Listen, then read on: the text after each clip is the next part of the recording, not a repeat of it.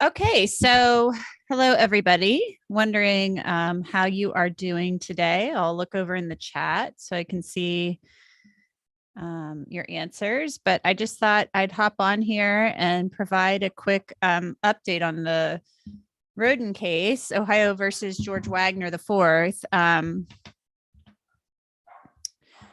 The trial was actually halted today. There wasn't any court or testimony because a juror was ill. So the trial is resuming tomorrow morning at 9 a.m.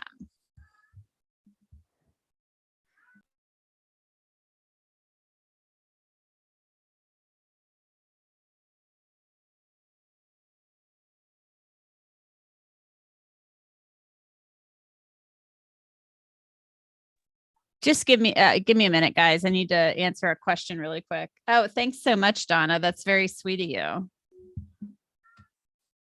Jay, what? Jay, with who? Are you gonna ride your bike down there? Okay, fine. Be careful. Close the front door.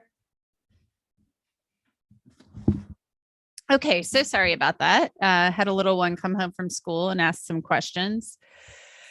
So yeah, we didn't have court today. And so there was, nothing to talk about, but I did a story anyway. And I did it on Ryan Scheiderer's testimony. He's the lead agent for BCI. He went out there that morning. There were BCI agents from all over out there, actually. So it's not like, from all over the state, they came out to investigate this. And he basically just said it was really overwhelming. They had nothing to go on. They were trying to canvass the neighborhood, interview witnesses, try to get surveillance video that could help them. They did the crime scene processing. He didn't do it, but other agents did that we've already shown, testimony of. And what I thought was interesting, were some of the things that were discussed in his testimony, I actually had some knowledge of from covering the case. So the Walmart shoes have always been a big deal in this case. And if you've been following the case, you probably know what I'm talking about. The Walmart shoes, the crime lab identified shoe impressions left in blood at the scene as coming from a pair of shoes or two pairs of shoes purchased at Walmart. They're Athletic Works gym shoes with Velcro straps, not the most attractive gym shoes you've ever seen. And they were brand new. The impressions came from shoes that were not well worn. So they determined it was a size 11. I guess another print was size 10.5. And so they issued a subpoena to Walmart, all of the Walmarts within a 50-mile radius of the crime scenes. And they got receipts for these transactions, for these types of shoes. They got surveillance video. And one of the people who actually had purchased this pair of shoes, and I knew about this, sort of knew about it. And when I say sort of, I'll explain why, was Leonard Manley. He was the father of Dana Rhoden, one of the victims in the case, and obviously the grandfather of Frankie, Hannah Mae, and Chris Jr. So I remember back when this investigation was unfolding, and Leonard was really, really critical of law enforcement back then. He felt that they were unfairly targeting him and his family and saying that he and his children could have possibly committed the murders. So he was like incensed. Well, I remember back then him telling me they dug my shoes, my gym shoes, out of the trash to look at my shoes. Well, that's why, because of the foot impressions at the scene. So he was like really upset about that. He had told them that he threw the shoes out. So they went and did a trash pull, pulled out his trash. And in case you didn't know,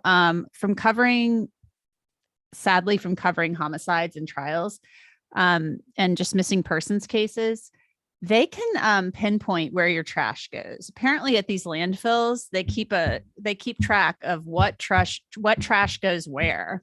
So they can go find your trash, if it's not out on your curb. And so they keep track of what trash goes where. So they can go search a landfill and figure out the general area of where your trash was dumped.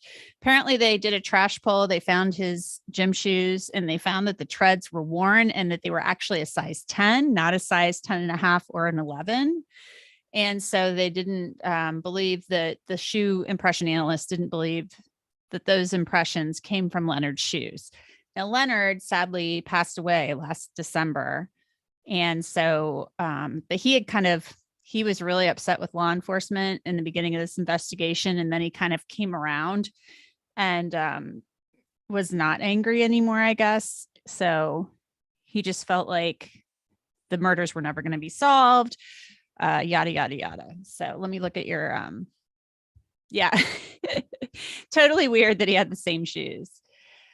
So I remembered this from back then. Like I remember Leonard saying they wanted my shoes. Obviously, I didn't know that they were the same shoes as the shoes found at the crime scene, the shoe prints. But interesting enough. So Scheiderer talked about that yesterday, the fact that they ruled Leonard Manley out as a suspect due to the shoe issue. They also checked the shoes for blood, and there were no traces of blood on them either. Let's think a little more about this. What else? Surveillance video. We saw several pieces of surveillance video that you can't even tell anything from, except that there are headlights in the surveillance video. That's all you can see. And so they played these videos. The times were off, so they adjusted the time and figured out the right time. And I mean, these surveillance videos, I think, start at 1:36 in the morning. You see, headlights, car lights, vehicle lights, really moving away from the crime scenes, then back to the crime scenes. You see them down at Kenneth's place around 3 a.m. I mean, it's so, long, and it's back and forth and back and forth. So it's kind of tedious, but the reason they're showing all of that is because when we were out on the jury view, they kept taking us not us, the jury we were following, taking us down and around and back and blah, blah, blah. And that's because Angie Canepa said in her opening that they took us the route that the killers took that night, according to Jake Wagner. So they're showing these surveillance videos of these lights moving and these vehicles. Sometimes it's two vehicles, sometimes it's one vehicle going back and then back to another location and turning here and turning there. Really, the pertinent, relevant locations are 772 and Union Hill Road and Left Fork Road. Those are where the cameras were located. So up the road from the crime scenes, and then on Union Hill Road, and then up the road from Kenneth's house on Left Fork Road. So you see these vehicles and the lights back and forth at certain times. So I'm sure they're going to say, look, Jake's testimony corroborates this movement, because they took the so-called murder truck, and then they took Chris Sr.'s truck as well on some of this. So yeah, we heard about that. What else did we hear about? Oh, the tips, more than 1,000 tips. Some came from psychics. Some came from the death of Prince. Prince died on April 21st, 2016 of a drug overdose. Of course, we learned about that in the afternoon of that day. And then he, the murders happened that night around 11 p.m. And so I find that interesting. I remember that very vividly because I did a story on April 21st of 2016 about Prince dying, and he had performed, in Cincinnati. So I went to venues where he performed and interviewed people there about Prince performing there. Like Bogart's is a place in Cincinnati where Prince had performed early in his career. And I interviewed Bootsy Collins that night, who's like a famous kind of a, funk guy. They call it like funk music. So he's kind of a legend in Cincinnati. He's from here. And so I interviewed Bootsy about Prince passing away. And then it was a night shift. So I do my night shift talking about Prince dying and him being remembered in Cincinnati. And then the next morning I show up at work at like 10 a.m., working a 10 to 7 shift. And I walk in and they're like, you need to go now. Go with so-and-so. He's out in the car waiting or whatever. There are 7 people dead. You're going to Pike County. And I was like, where's Pike County? I have no idea what you're talking about. So anyway, let me see what some of your comments are saying. I don't have a long time to talk because I have to do my story on this for today. Yeah, Sarah, I don't think it's because you're old. I think it's a lot to keep up with because, think about it. You have 8 victims, 8 autopsies. A lot of this has moved slowly, a lot of this testimony. And so we're still like in month 1 of the investigation as far as the timeline goes. One interesting thing that I thought they said was they subpoenaed Facebook. They sent preservation letters to Facebook to memorialize and freeze all of the accounts of the victims. And so they did that and they got all of these records back, right? And he said it was like 30,000 pages of records. And that Facebook makes it they don't make it easy for you to go through their documents, their records. Well, that's relevant because we're going to hear testimony later in the trial about how, Hannah was communicating with people on Facebook and had talked about her relationship with Jake with people on Facebook. She had talked to the mother of Tabby Claytor, who's the ex-wife of George Wagner IV, talked to her mother about how she would never sign over custody of Sophia. They'd have to kill her first. So there's a lot, I think, that's going to become relevant as far as Facebook goes in this case. So I think that's part of the reason. They did that they talked about this, like, oh, we got all these records from Facebook and we couldn't sift through it right away. Another thing that was interesting, Scheider talked about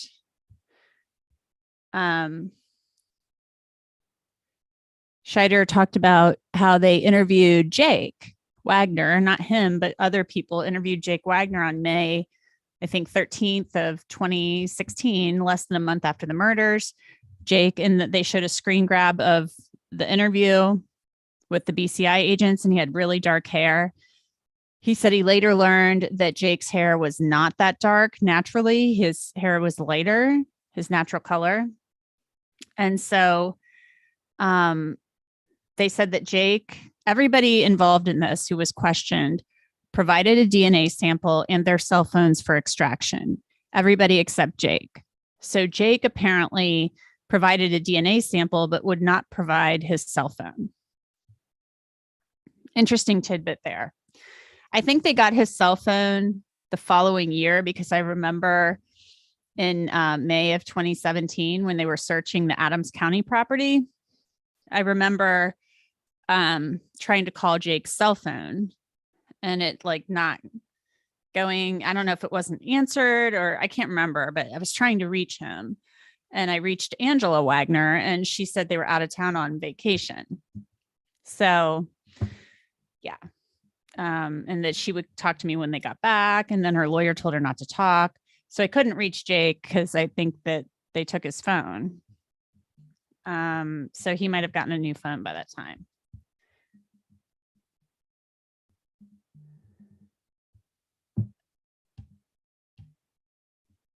Correct, KZ. The prints at the scene had new treads and they had not been worn. They were not worn treads.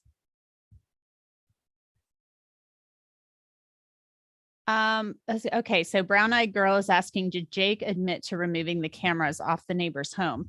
That's a good question. I'm not sure. I guess we'll find out, right? Because that homeowner who was in Michigan, according to Scheiderer, said, "Oh yeah, my camera's up. You should be able to get it." But then they went down there and it wasn't there. Looking through your other questions.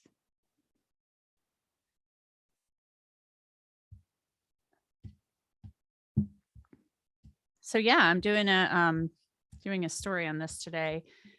What else happened? I feel like I'm missing something from Ryan Scheiderer's testimony. Maybe I'm not. Let me look at what I wrote. Wrong thing. Well, I'm writing a story soon, so I'll put it up there. But obviously, he was talking about cell phone records, how out there the service is terrible, which I can attest to, and how there's only back then there were only so many towers. So anybody driving through their phone would latch onto a tower. So that was not helpful, which I totally understand. And also it had been stated prior to the trial and a motions hearing that Jake, Billy, and George and Angela were not all together in the same place at any time in 2016. But then the night of the homicides, apparently the cell signal from Billy, Jake, and George's phones, they were all in the same location. So there you have that. So that's an interesting fact. Let's look. Yeah, the defense was making a big deal about the house being in Scioto County. John Patrick Parker basically was like cross-examining Ryan Scheider about like how the Ohio Constitution says that the crime has to be tried in the venue in which it was committed, but they contend that because it's a continuing course of conduct, that the state says it can be all tried in Pike County. Scheider said they didn't realize until after the indictment that Dana's trailer was in Scioto County. It's just over the line. I mean, there's a welcome. If you drive up Union Hills Road, there's a welcome to Pike County sign right there. And so they thought it was all Pike County. I'm not sure it really matters. I mean, if you wanted to get nitpicky about it, I guess you could say, okay, we'll have a separate trial for the conspiracy charge in Adams County because, allegedly this was all hatched at the home on Peterson Road. So personally, I don't think it's a big deal that it's all being tried in Pike. I don't know. Maybe I'm wrong. Right, Sarah, that's true. It is frustrating because I'll just tell you, in every other case I've covered in Ohio, if somebody didn't want to be photographed, we always got the audio. Always. So this has been tremendously frustrating, this whole thing.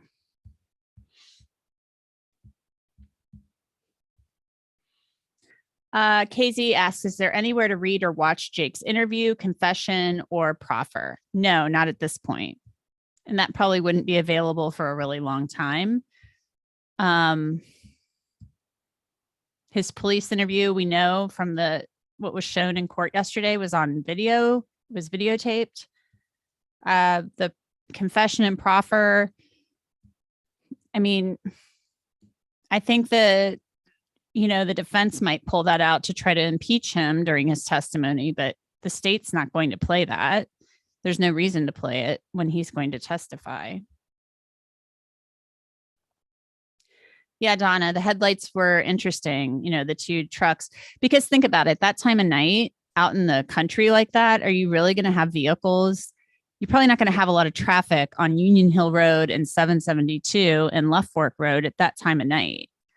It's just not going to happen. I try to make this as simple as possible because this case is I feel like it's a little more tedious than a lot of others. So it's kind of like, it's probably hard. I try to boil it all down and keep it simple and just hit the major points. But I got to get off here. I just wanted to hop on and tell you guys about the latest. Court resumes tomorrow morning at 9 a.m. Even with the ill juror issue, I guess we're having court. And that's it. Looking to see if you guys have any more questions. So there you have it. Trying to think if there's anything else I should talk about that I missed. Yeah, I just think Facebook's going to be a big element of this case, because that's how people communicated out there. They didn't want to use their data, or they were out of minutes, or the cell service was bad. So they used internet to communicate on Facebook. Also, there were some issues. There was some talk about the cell phone records. There was also this talk. Excuse me. Back then when this happened, people were saying there was like a post on Dana Rhoden had some post on Facebook that night or something. I think that's what it was.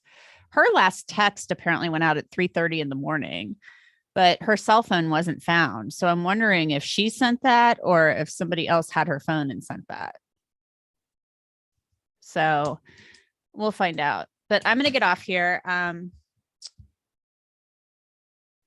Right, Donna. Yes, she does talk about that.